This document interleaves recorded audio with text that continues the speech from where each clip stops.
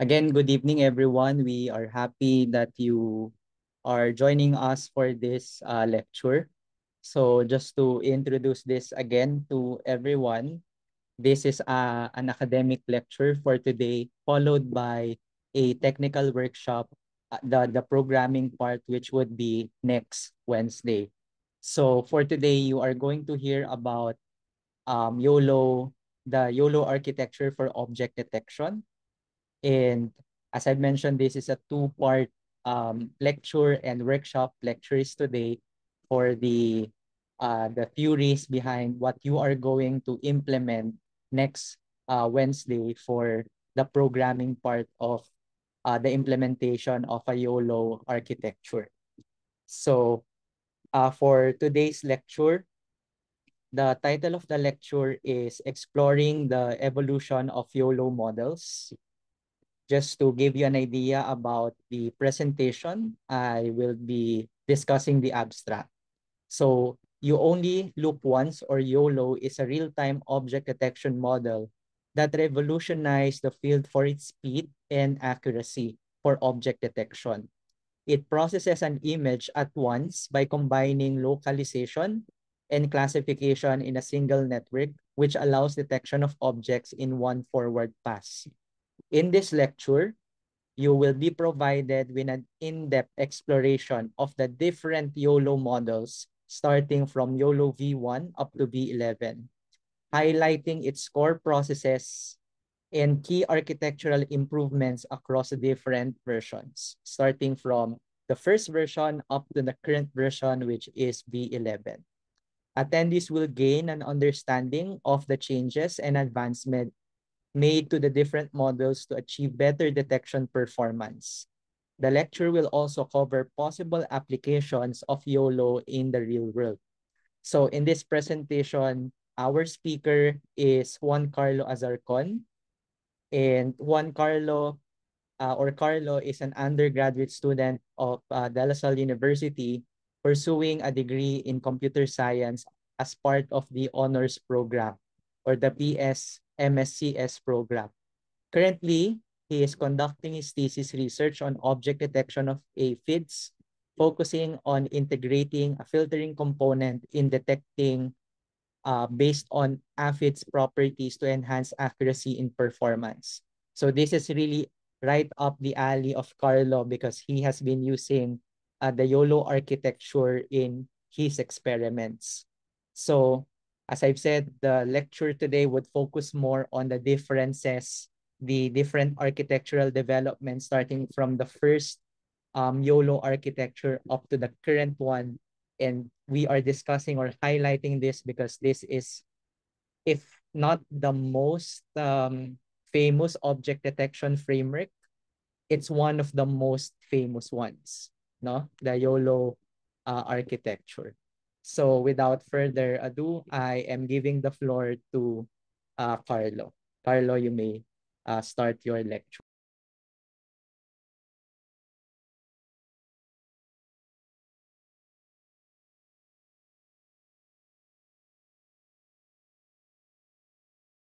Hello, sir. Is it visible? Yes, we can see it. Okay.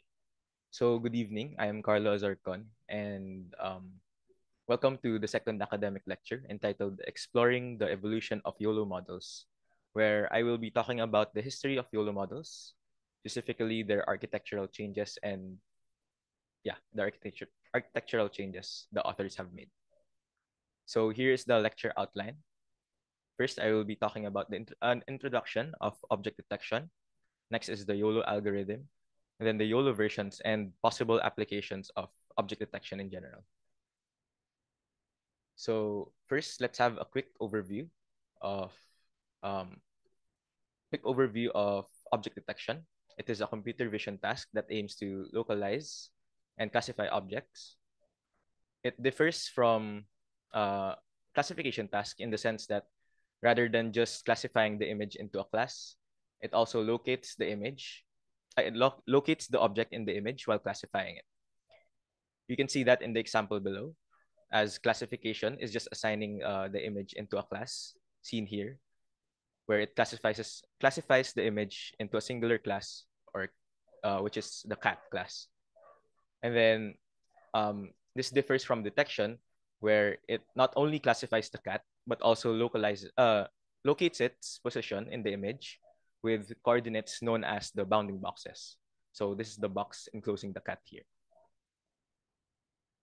Now, object detectors can actually be identified into two types. First being two-stage detectors, the second being one-stage detectors. The main difference between the two is the generation of object or the region proposals, which is a step that identifies which region possibly contains the objects that you are looking for. So two-stage detectors have actually included this before detection, while one stage completely skips this by directly performing detections from the feature maps generated by the backbone network. Therefore, one stage can be seen as a much faster and lighter approach, making them more suitable for real-time detection. But typically, they yield lower results compared to two-stage detectors, since they have less stages in refining the features.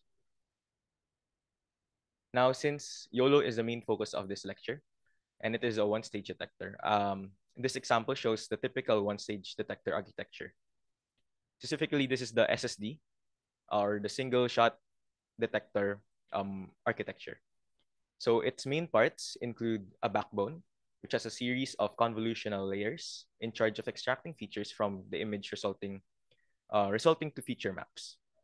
The other part is a detection head, which does the processing of the feature maps and prediction. In newer architectures, they also include a neck, which is between the head, which basically just combines and refines different levels of feature maps from the backbone. Now, as for detection, it outputs two things. First is the bounding box coordinates with their confidence scores, which measures objectness, or how confident the model is that an object exists in that box. Then the other is a class probability, which tags percentage values for each class depending on what the model predicts the objects as. Now, going to the YOLO algorithm, this is an abstract representation of how the original YOLO algorithm works, which became the basis of all its versions. So first, it overlays a grid on the input image where each cell produces two things: a set of bounding boxes with the confidence scores and a class probability map, which tells the most probable class inside the cell. After that, those two are combined to perform the actual detection and produce the output results. So now I will be going over the different YOLO versions and the architectural changes they had included. Do note that as I would go towards more recent versions, I'll just be showing you the specific components that they added and replaced, rather than showing the entire architecture, since it may be too complex and large to fit in the slides. So first is YOLO v1 by Redmond et al., the original authors of YOLO, where it has a total of 24 convolutional layers and two fully connected layers. For the specific parts, initially, a larger convolutional layer, highlighted here, is applied to help capture large spatial features, which, for example, includes shapes and textures of the object. This is applied in the earlier parts of the network. Next is max pooling layers, which follows that convolution layer to downsample the feature maps, which helps reduce computation as well as focus more on the important features of the image. And then one by one convolutions were also included to reduce the number of channels or outputs and keeping the number of parameters low. Now, as for the detection head, the fully connected layers here output the grid that does the detection outputs. Now, a limitation in this model that was identified is that due to the amount of sampling it actually learns from more coarse features rather than refined ones, being since it included so much max pooling layers, uh, which became a trade-off for the computation reduction. So next is YOLO v2, uh, which was authored by some of the authors of YOLO V1. This time, it has a total of 19 convolutional layers in its backbone, hence why it's called Darknet 19. Now, for the changes of its architecture, each convolutional layers now include batch normalization to reduce overfitting.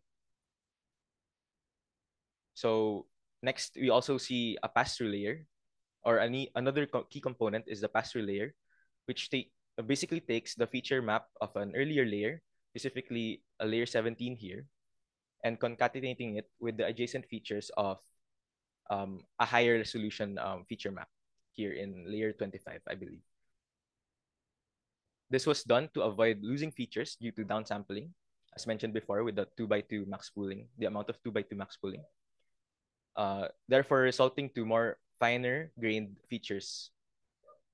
We notice as well that here, the architecture is now fully convolutional, where they have excluded the fully connected layers at the end. Next is YOLO V3 by the same authors, where they used Darknet 53 since it has 53 convolutional layers, with which has a couple of new components. First is the CBL layer, which became their new main convolution layer in the architecture. With basically, the change here is basically having batch normalization and a leaky ReLU activation function at the end. Next is a residual layer was added to prevent feature loss. This was done through skipping connections and concatenating features similar to the pass-through layer of V2. Now, at these times, next in architectures or in object detection architectures are being added in their models for the further refinement of features. So here they included spatial pyramid pooling block, which basically produced different levels of features from multiple pooling operations. So this was done to improve the multi-scale feature extraction, which was further aggregated in the neck portion of the model.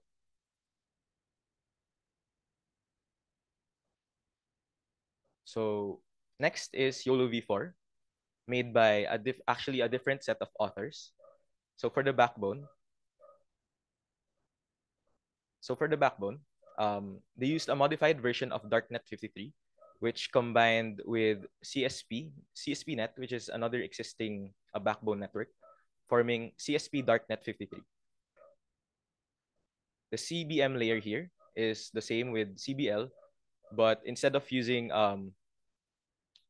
leaky ReLU activation function, they replace it with the MISH activation function instead.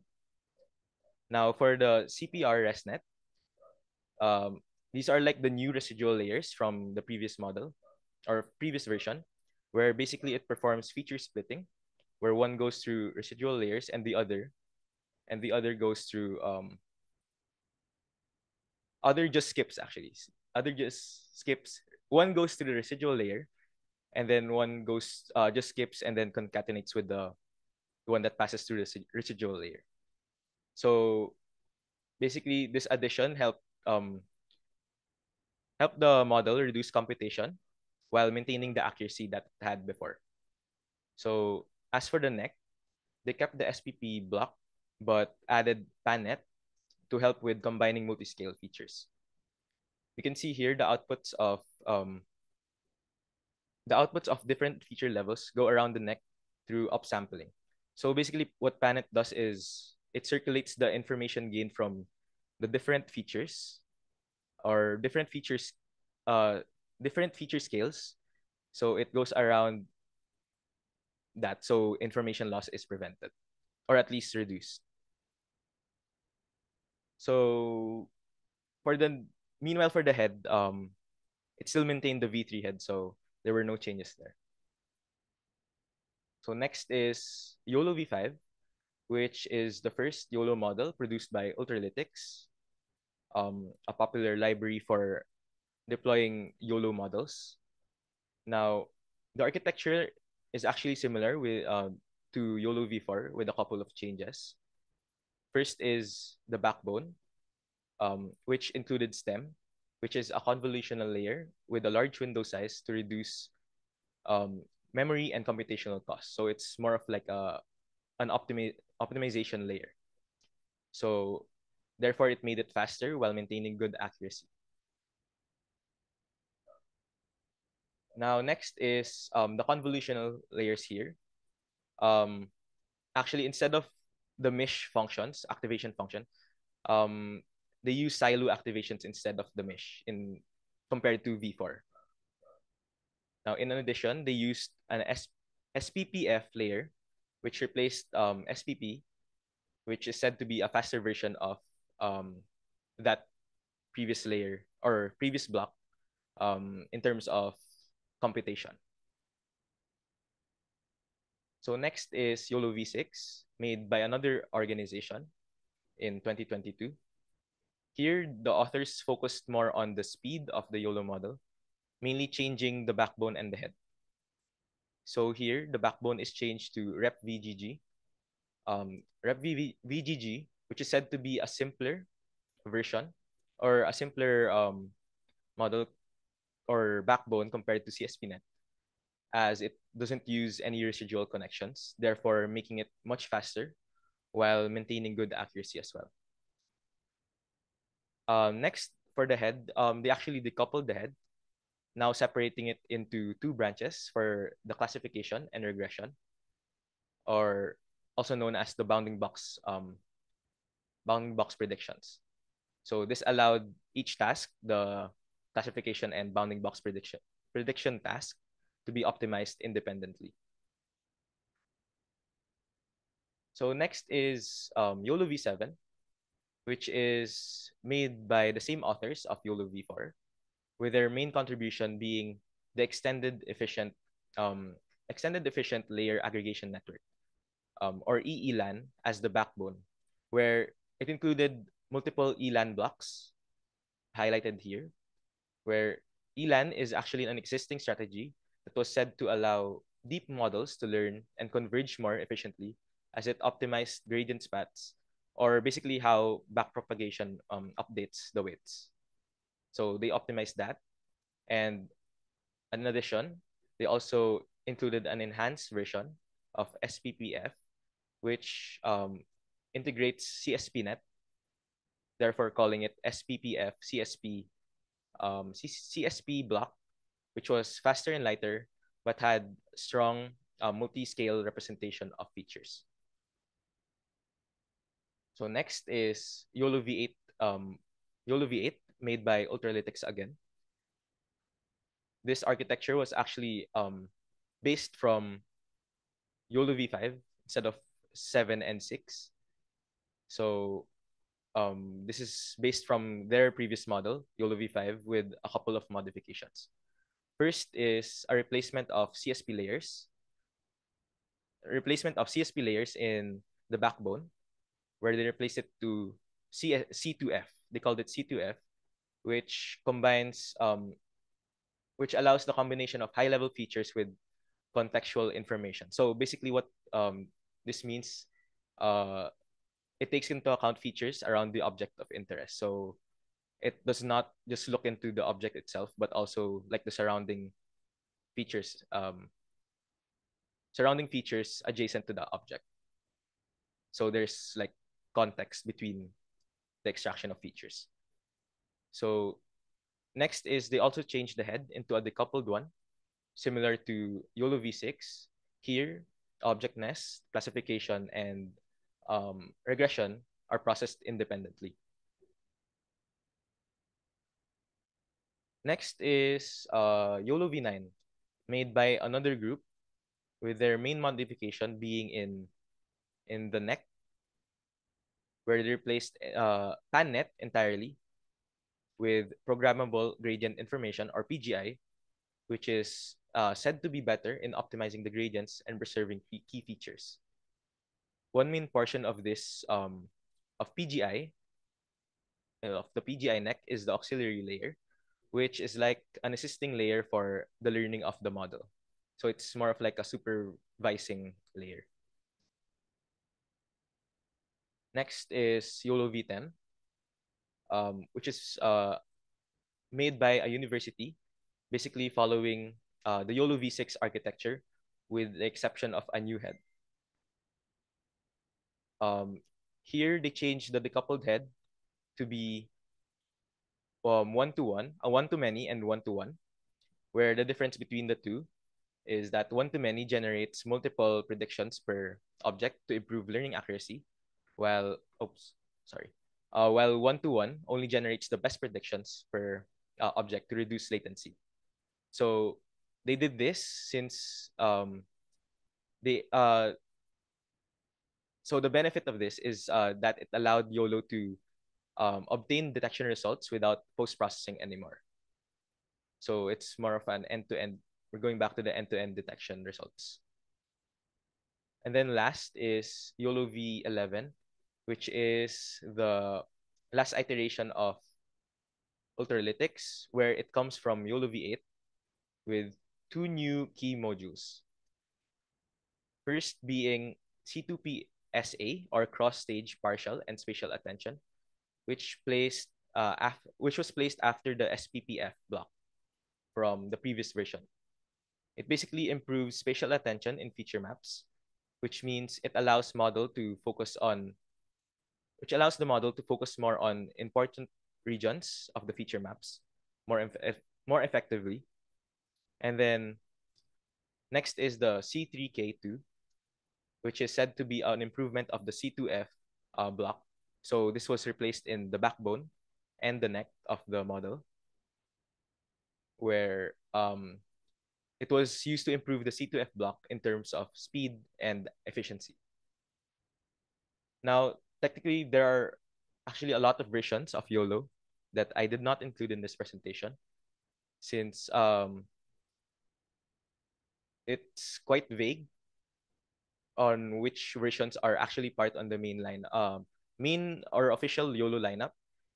May it be domain specific or general, since if you would search up, uh, there are a lot of versions that are made by different authors. So yeah, it makes it confusing on which YOLO versions are actually part in the main lineup.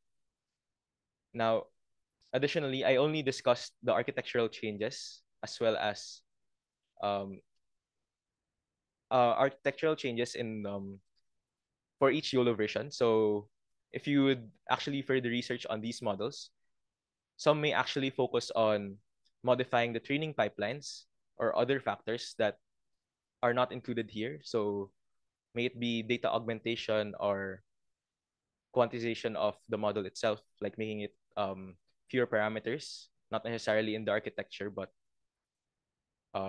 in the process or in the pipeline of the training. So yeah, that's something to keep in mind when looking at these models. So next is some examples of applications or domains that may be applicable to YOLO or object detection in general. So for first is you can use it in the domain of agriculture. Similar to my research, you can use it for the likes of pest detection, leaf diseases, etc. You can use that for the detection of those. And then for medical, can be used for um, early detections of diseases such as tumors as well. Next is for security and surveillance, where it includes your typical real-time CCTV footages, and then as well as your traffic regulations for traffic monitoring. This can also be applied to sports for live motion tracking of players, as well as in retail for inventory management of the products. So that's all for my presentation. If there are any questions, you can type it in the chat. Thank you for the presentation, Carlo. So the floor is now open for some questions that you might have about the presentation. You can type it in the chat, or if you want, you can raise your hands so that you can speak and ask your questions personally. Yes, Adriel. So good evening. So from the presentation, So first of all, I really appreciate the discussion for this with YOLO. Since actually initially our thesis topic surrounds about the use of YOLO. Specifically, I think we're gonna go for YOLO big time. So but we made the pivot for data construction na lang. But I'm still interested on how is it exactly better? Kasi from what I'm gathering when I was researching about YOLO in general, so I was reading papers, right? And the general idea from what I'm getting is that YOLO is better than other models out there like CNN for instance. So what exactly is the edge that YOLO provides when it comes to object detection compared to the existing models? So the main benefit or the main selling point of YOLO models is first of all is um the speed that it provides, the inference speed and the training speed it provides since it's a lightweight model. So that's one of their main selling point on why people use YOLO models in the first place. Sige. So, siguro follow-up ko lang.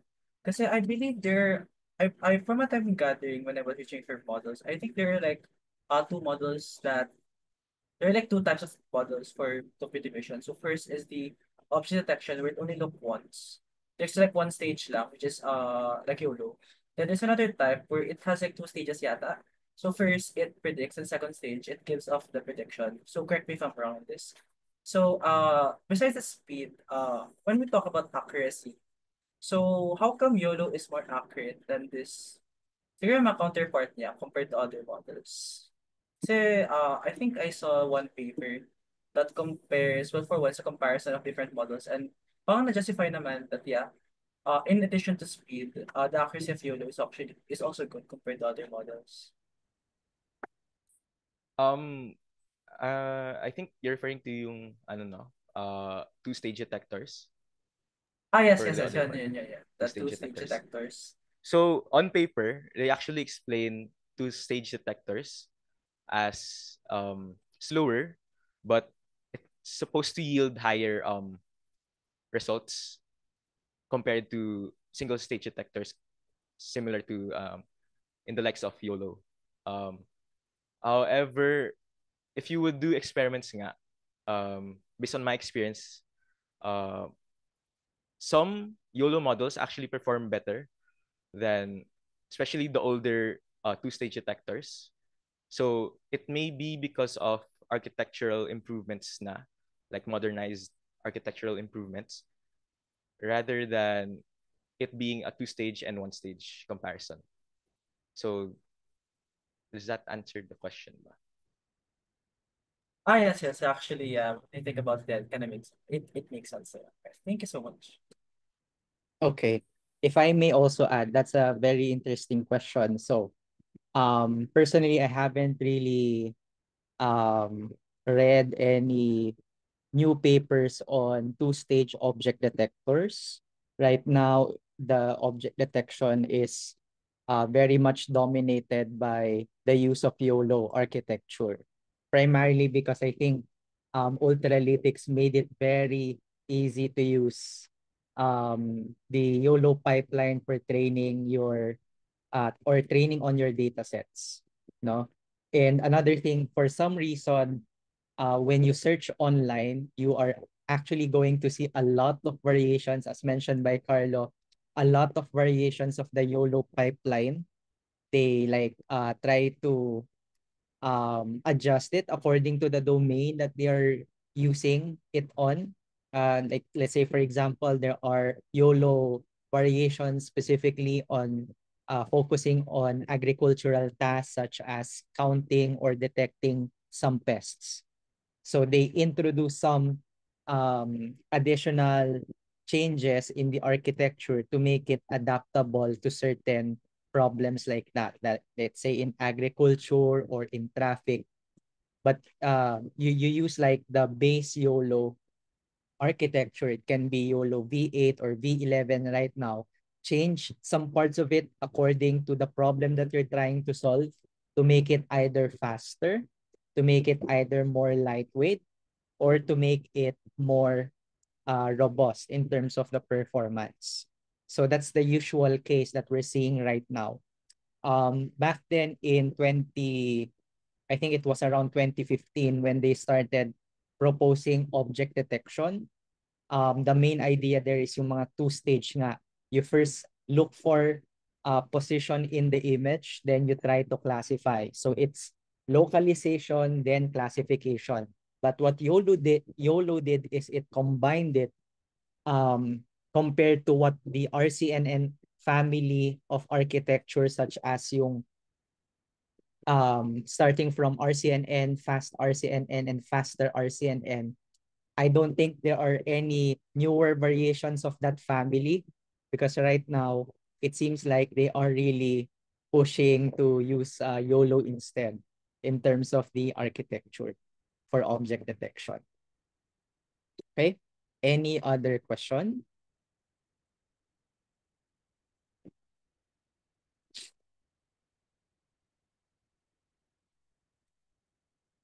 When we were doing I personally am doing research work on object detection. So when I was doing my MS back then, it was the dawn of YOLO. Nag-uumpisa pa lang si YOLO.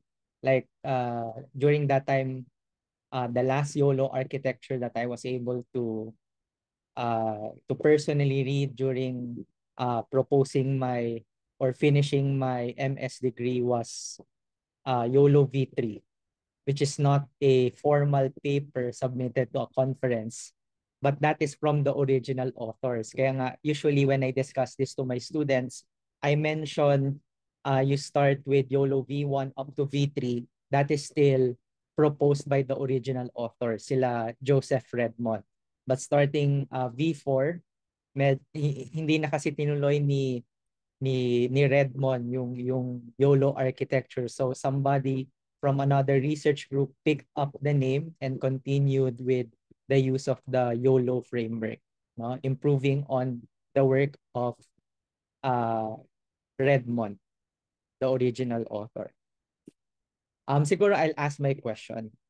Carlo, can you tell us about, aside from the things that you were able to show for the improvement starting from YOLO V3 to V4, because I think that's a big turning point. Can you tell us about some other things that you know about the V4 architecture? So I think the one I didn't include here, and the main part of V4 or the V4 architecture is not really the architecture but the model itself, is the two things that they propose, the bag of specials and bag of freebies. So bag of specials is basically the things I have mentioned. These are the architectural changes that they have proposed. So that's in the backbone, the neck, and the detection head of the model. Then they also had another category for their changes, which is the bag of freebies, or yeah, bag of freebies, which pertain to the ones I mentioned about the training, the change in training pipeline, in the training pipeline, where they added different data augmentation strategies, how they train the model, and so forth. Okay, if I may share my slide, not my slide, but my screen with everyone for, okay. So just to contextualize my question, Carlo actually answered it correctly. When we describe the YOLO V4 paper, the first time that we read this, we described this as like a very big ablation study. No, I think in some of my meetings with some of my students here, I already mentioned what an ablation study is. It is like as if you're taking an architecture, in this case, YOLO V4 to, so ang reference na YOLO V3. They took the YOLO V3 architecture, improved the model itself, the different layers. But aside from that, they have this additional different things that they tried on the model to check whether it will perform um, better as compared to YOLO V3. So these are some of the improvements that they tried. Let me just look at like this one. This is what we call the bag of freebies, or something that you can easily integrate into training the model to see whether it will improve. No, this is how an ablation study looks like. So all of these methods are adapted from other papers. These are not proposed by the YOLO V4 authors. They are taken from other papers, inspired by other papers. So mix up, cut, mix, mosaic. I think all of these are data augmentation techniques. Blurring as well, I think. Label smoothing has something to do with the output.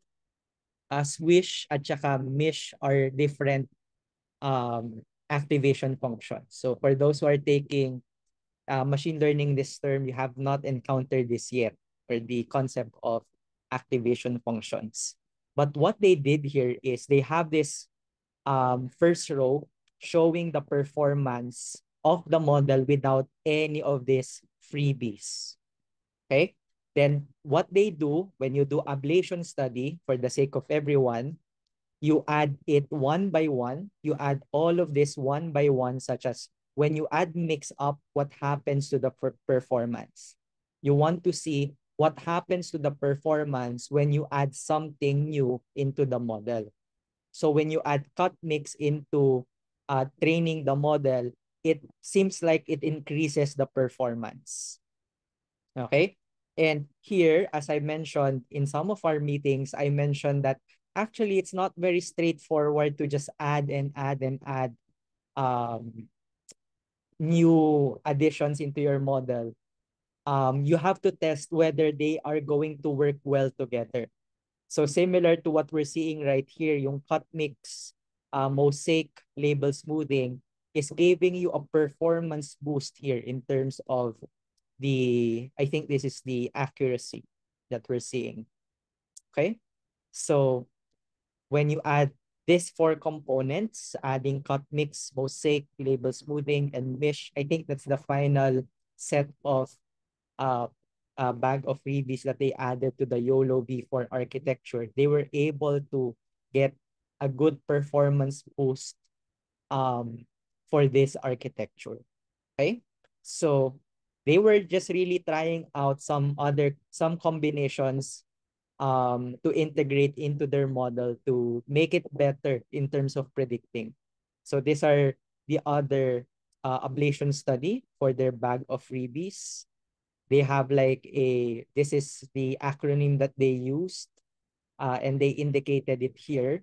So they tried a bunch of different techniques, such as yung mosaic, probably adjusting the IOU threshold, cross mini batch normalization, cosine annealing scheduler.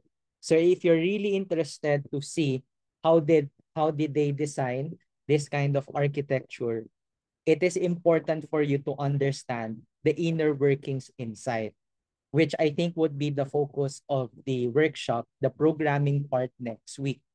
So some of the research work being done in our lab, in our center, is trying to improve the performance of certain architectures, or trying to make architecture smaller. You cannot in any way make a model smaller or better without you understanding how they are working inside. Okay? Which things to remove, which things to optimize. You have to understand how the architecture is designed or was designed. So that's very important, which I think would be the focus of our workshop next Wednesday, care of Carlo for this one. Okay. Um, any more questions from the students? You can send it via chat and I can read it for you. I'll add lang something po. Yeah. They actually did bag of freebies rin sa YOLO V7. So, if you guys would like to check that out, yung paper rin nila shows a similar ablation study rin on the YOLO V7 paper. Yeah, these are insightful, by the way, because sometimes baka you can take inspiration from this paper, adapt it to your network if you're not using YOLO as your base network or work that you're trying to improve upon. You can take some of this and try to integrate that into your own model if you're creating your own model for object detection. Okay. Can you raise your hand if you have no more questions?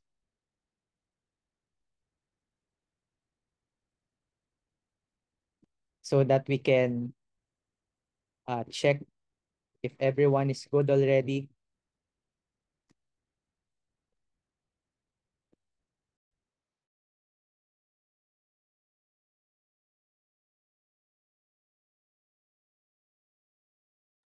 Okay, I think a vast majority is already good.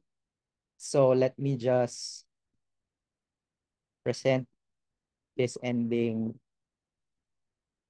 slide. So thank you again, Carlo, for presenting the evolution of YOLO models. And for next week, we are going to have the succeeding workshop or the partner workshop for this lecture, which is entitled Building YOLO from Scratch Using PyTorch. So you will see the post about this specific workshop. That would be next week, Wednesday, same time, online via Zoom. We are going to implement YOLO from scratch. So it's not easy as if you're just calling um, the Ultralytics library for this one. You are really going to implement it from scratch, now based on the description or the abstract provided by Carlo.